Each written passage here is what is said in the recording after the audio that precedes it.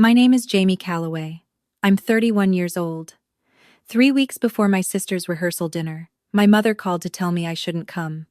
Not because of anything I did. Not because of a fight. Not because of bad history between me and Claire. Because my sister's fiancé was embarrassed that I existed. I'm a mechanic. More specifically, I own a custom auto restoration shop in Raleigh, North Carolina. I rebuild vintage cars from the frame-up 1960s Mustangs, classic Camaros, mid-century European imports. I spend my days with grease under my fingernails and a welding mask on my face. I show up to work at 7 inches the morning, and sometimes don't leave until 9 at night. My mother called it a hobby that got out of hand. Derek's parents, apparently, called it something worse. My mother said, "You understand how important this is to Claire, don't you? Derek's family is very particular." I said, "I understand." I didn't tell her that in 3 weeks, everything she thought she knew about me would rearrange itself in a room full of 200 people who weren't expecting it. The pattern started when I was 22. I was sitting at my parents' kitchen table in Cary, eating leftover pasta, when I told them I wasn't going back to finish my business degree at NC State. I was going to enroll in an automotive technology program instead. I was going to learn how to restore cars, and then I was going to do it for a living. My father set down his fork. My mother stopped chewing. "Automotive," my mother repeated. The way she said it, it wasn't a question. It was a category she was placing me in, somewhere below the expectations she'd been carrying since the day I was born. My sister Claire looked up from her phone.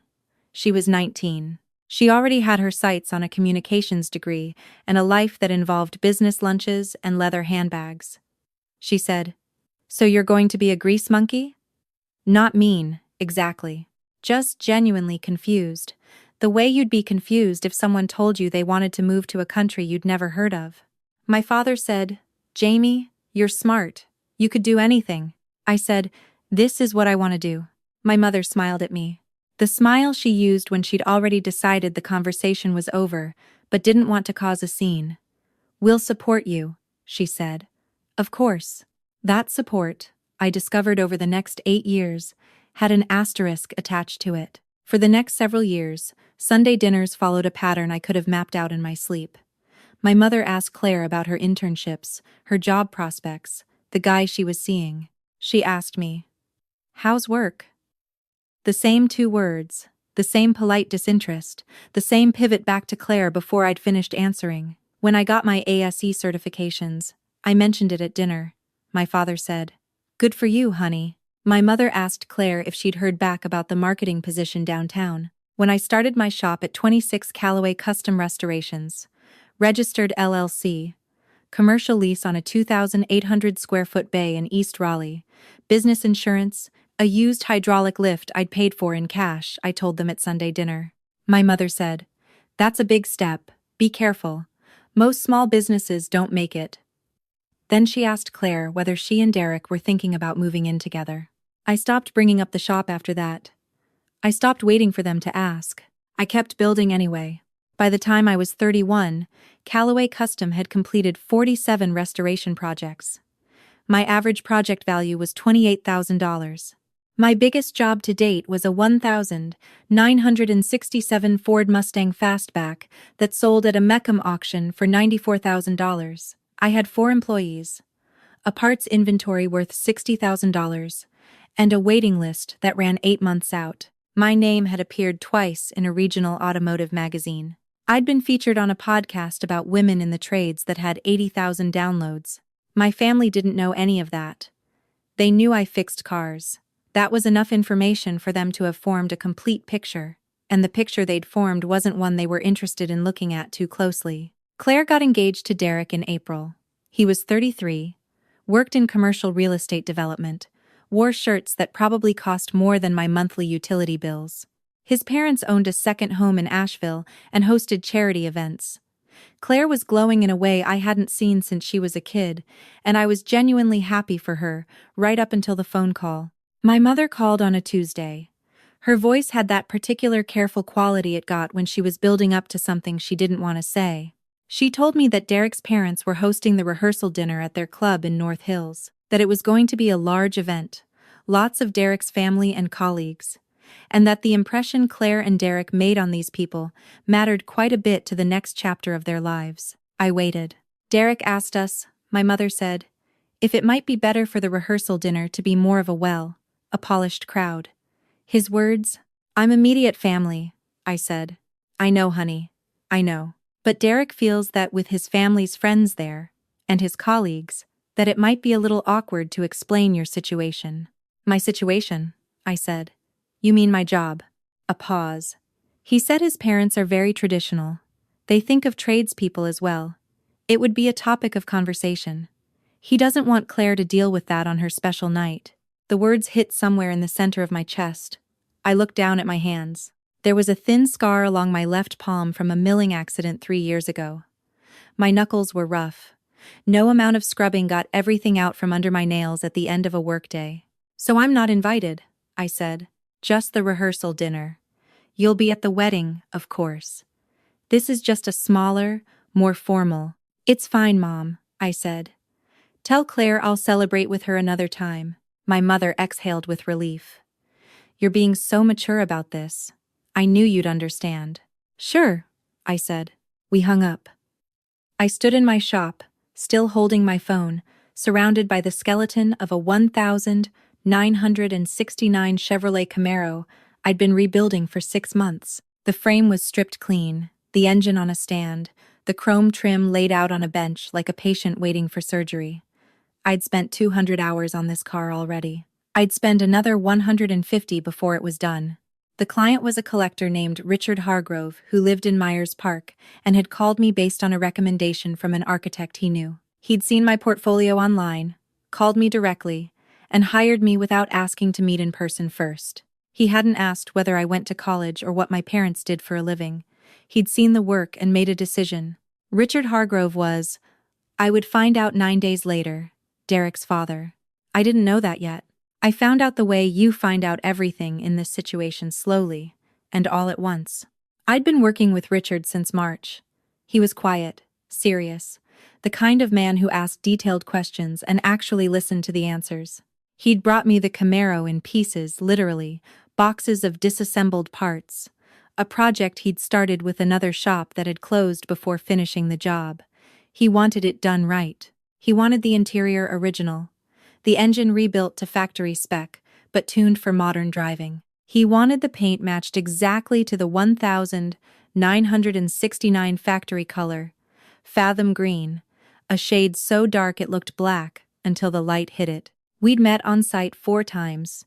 He came by the shop, walked the floor, asked questions about the restoration process, about sourcing original parts versus reproduction. He was a collector, not just a buyer, and he knew the difference.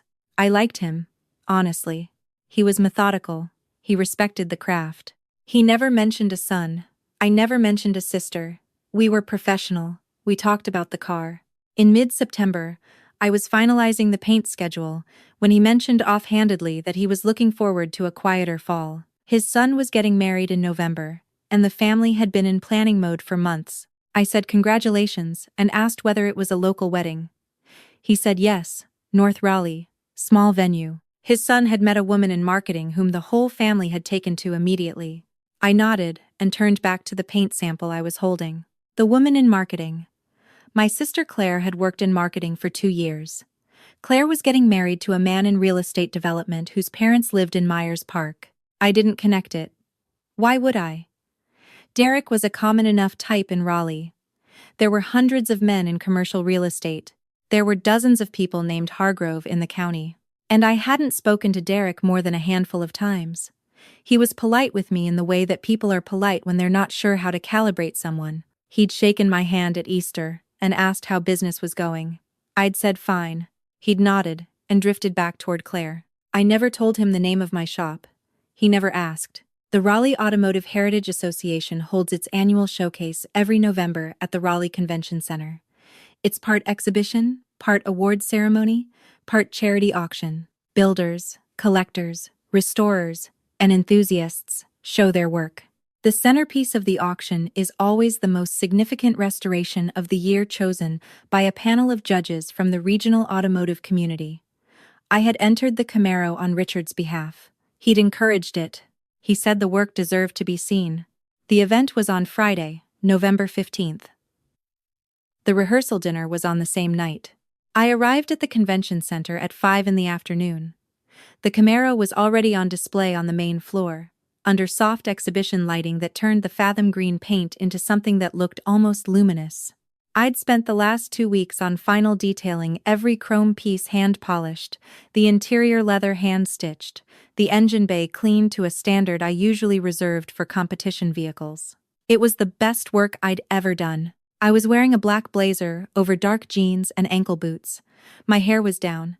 I'd borrowed earrings from a friend because I didn't own any that seemed right for a room like this. I looked at myself in the parking garage mirror before I went in, and felt the same strange doubling I always felt at events like this, the version of me that showed up in steel-toed boots every morning, and the version standing here trying to look like she belonged in a room with a valet. I walked in. The floor was already filling up. Collectors, builders, enthusiasts, press. There were 60-some vehicles on display, and I recognized work from builders I respected.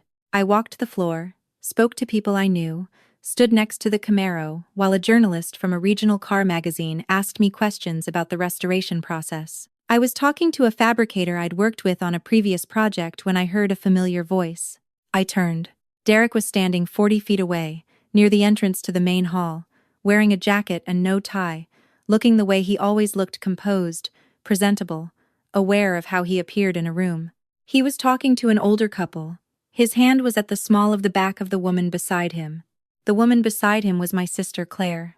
And behind them, just stepping through the entrance doors, were my mother and father. My breath stalled. Derek's parents were, of course. Richard had entered the car. Richard would be here. His wife would be here. His son would be here. With his fiancé. With her family. To see the centerpiece of the auction. None of them had seen me yet. I turned back to the fabricator I'd been talking to, and finished the sentence I'd started. I moved through the rest of the pre-ceremony hour on autopilot, answering questions, accepting a glass of sparkling water, nodding at the right moments. I kept track of where they were without looking directly at them. Derek's parents near the Camaro, talking to the event director. Claire beside her mother-in-law-to-be, both of them admiring the car. My mother and father nearby, looking slightly out of their element, glancing around at the room with the careful attention of people who weren't sure of the customs. None of them knew whose work was on that platform. The awards ceremony began at 7. I found my seat at the exhibitors' table. The program listed 4 award categories: Best in Class, People's Choice, Historical Preservation, and Restoration of the Year. I knew I was nominated. Richard had told me in October, with the same quiet satisfaction he'd used to tell me the paint match was perfect. He'd said, "The panel saw the car last week. I think you should come to the ceremony." Now, sitting in this room with my family 40 feet away, I understood exactly what was about to happen, and I had no way to stop it. The MC was a man in his 60s, a former race driver who now did television work. He was comfortable at a microphone.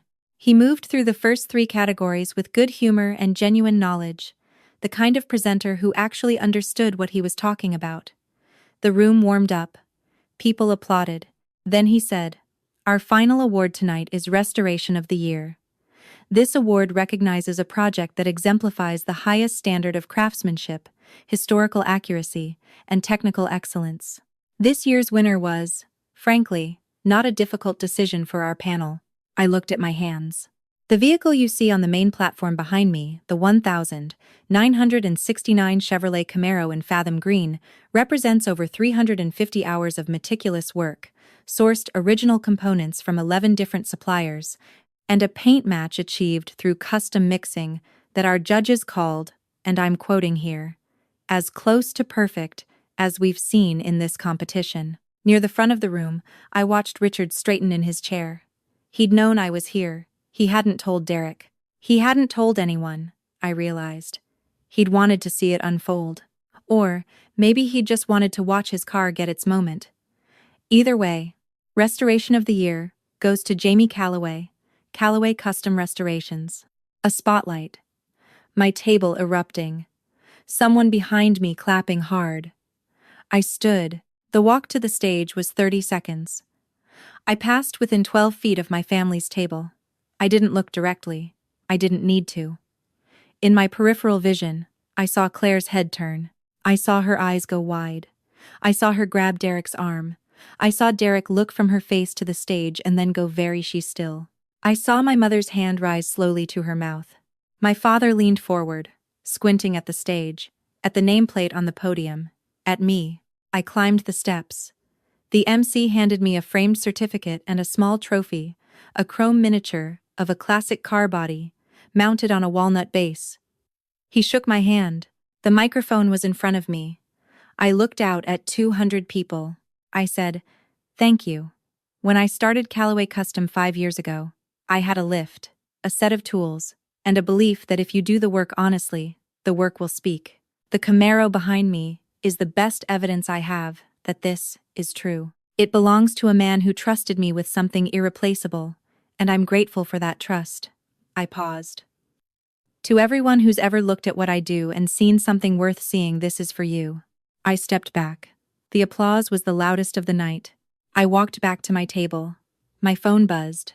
I flipped it over. A text from Claire. "We need to talk." I put the phone face down. Not yet. After the ceremony, during the reception portion of the evening, people circulated around the cars, drinks in hand. I was standing near the Camaro, talking to Richard, who shook my hand with both of his and said, "Exactly what I hoped," when I heard footsteps behind me. I turned. My mother was standing there. Her face was flushed, her expression caught somewhere between shock and something that was trying to become pride and hadn't gotten there yet. My father was a step behind her. "Jamie," she said, "we had no idea you'd be here."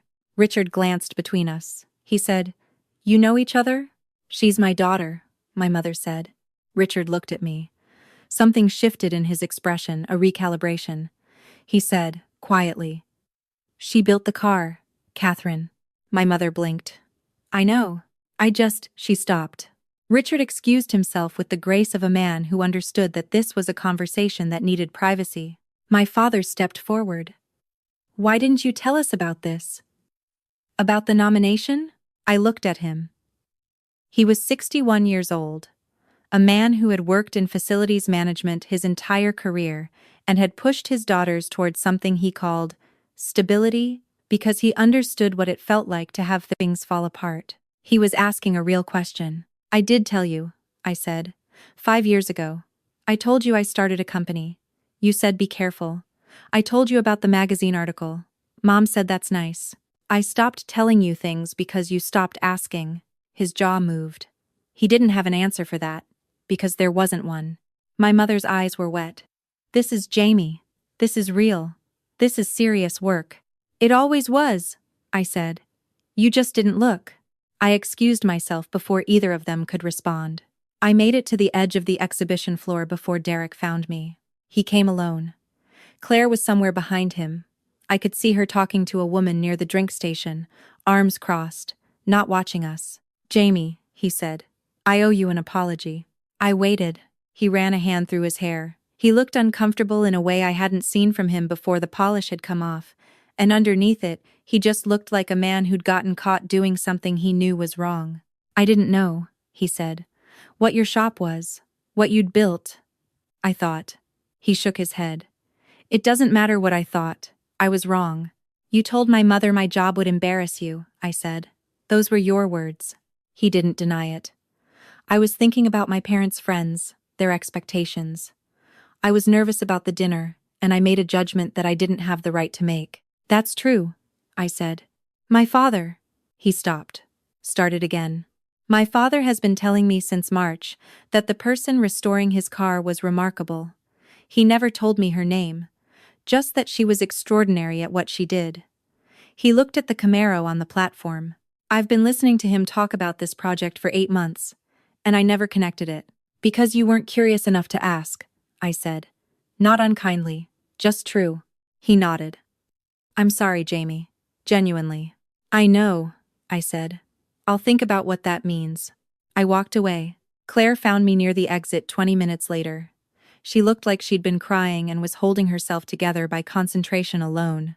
She was in a dress I'd never seen, heels she'd clearly been walking carefully in all evening, hair pinned up in the style she used for events she considered important. "I didn't know either," she said immediately. "About the car being yours. I didn't know you were nominated." "I would have, Jamie. I would have." "Would you?" I asked. Not cruel. Curious. She stopped. When Mom called and told me to skip the rehearsal dinner, I said, "Did you know?" A long pause. I knew Derek was worried about the impression we made on his family. I didn't push back the way I should have. "You let them call me." "I know."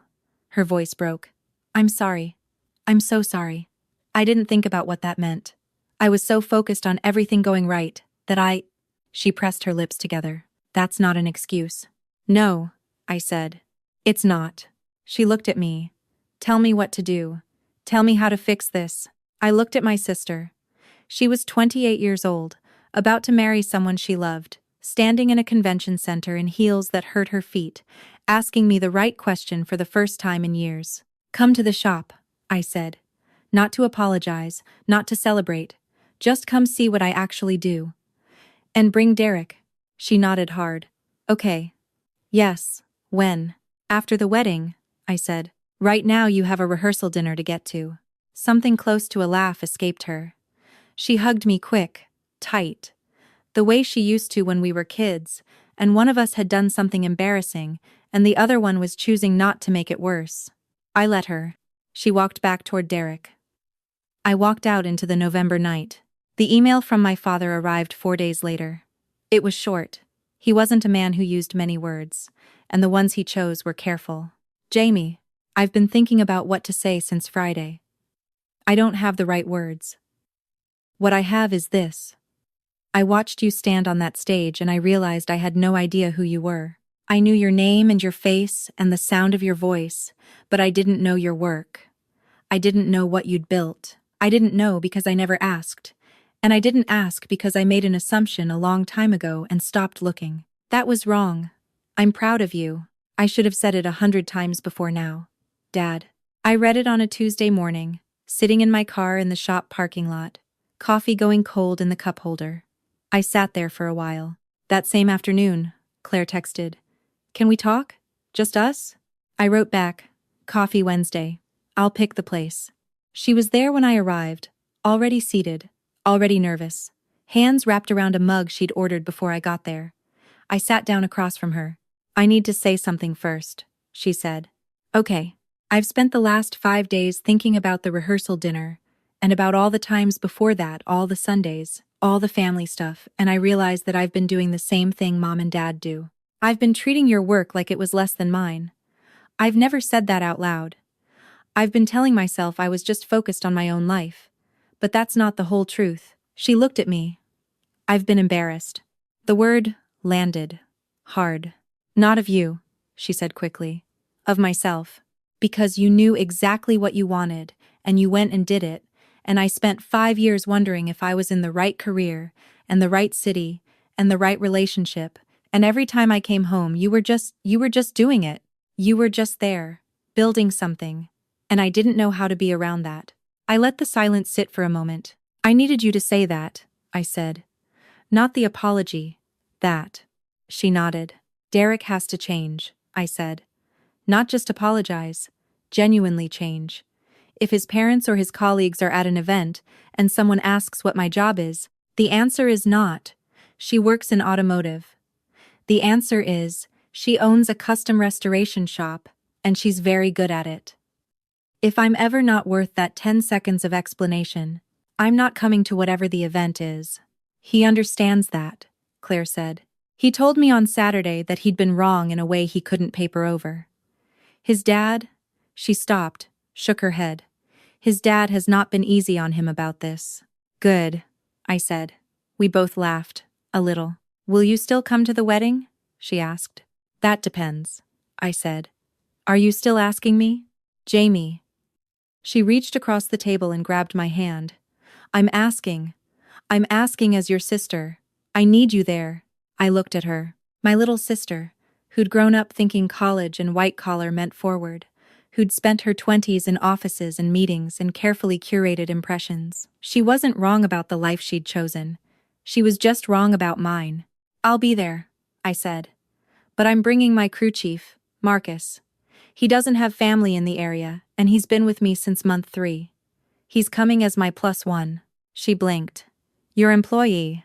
"My business partner," I said. She held my gaze for a second, then she said, "I'll make sure there's a seat for him." The wedding was the first Saturday in December.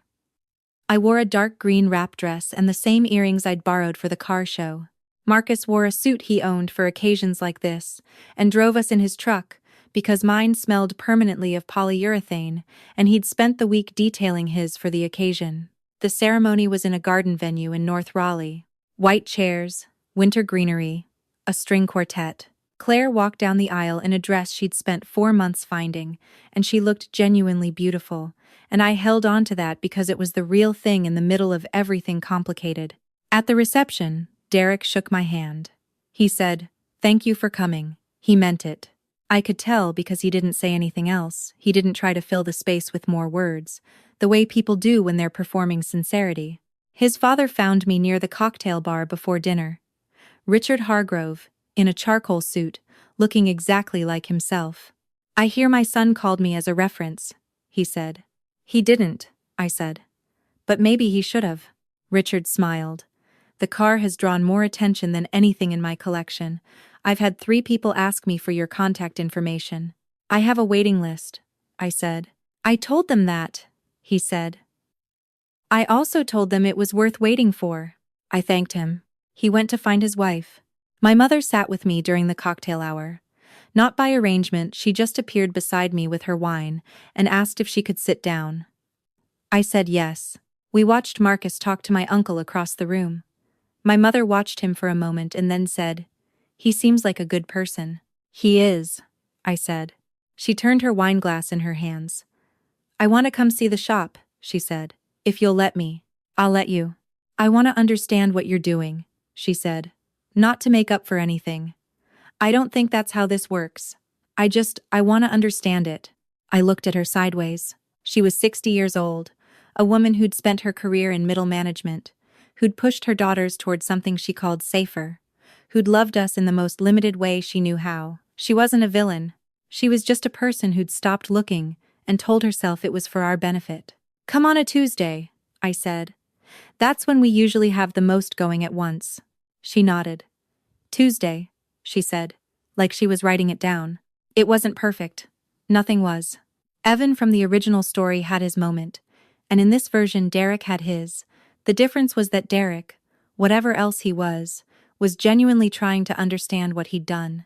My mother visited the shop on a Tuesday in January. She walked the floor with her hands clasped in front of her, asking careful questions, looking at the partially assembled 72 Chevelle on the main lift, with the expression of someone encountering something they'd dismissed for years and were now seeing clearly for the first time. She didn't gush. She didn't overcorrect. She looked at the work and asked how long this part takes, and what does this tool do, and is it hard to find original chrome trim for this era of vehicle? Real questions. I answered all of them. My father came 2 weeks later and spent 45 minutes talking to Marcus about the mechanical process of rebuilding an engine from the block up.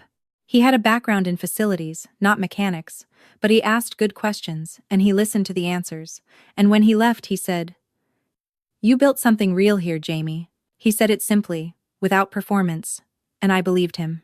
In March, Richard Hargrove referred a client to me, a retired architect who wanted a 1964 Corvette brought back to condition. The job was worth $31,000.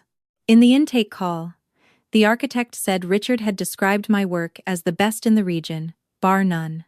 I thanked him and added him to the waitlist. On a Thursday afternoon in April, I was sitting in the shop doing the budget for Q2 when my phone rang. "Claire." "Hey," she said. "Are you busy?" "Never too busy," I said. "Derek's parents are having their spring charity thing next month. The car is going to be there, the Camaro. They want to feature it." She paused. "They want you there. As the builder, officially."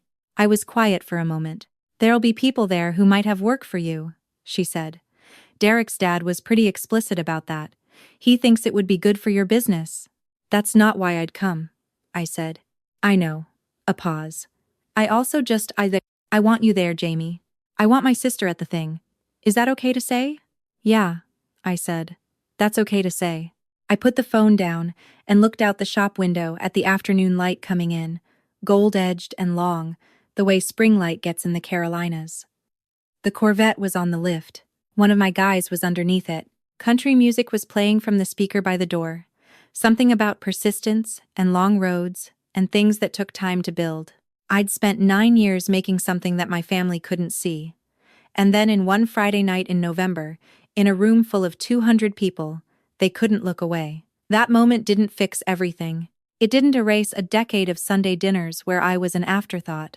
It didn't give me back the rehearsal dinner, or the years of house work, or the particular loneliness of building something important in a family that wasn't watching. But it started something, and that was enough to work with. I got back to the budget. There was a lot left to build.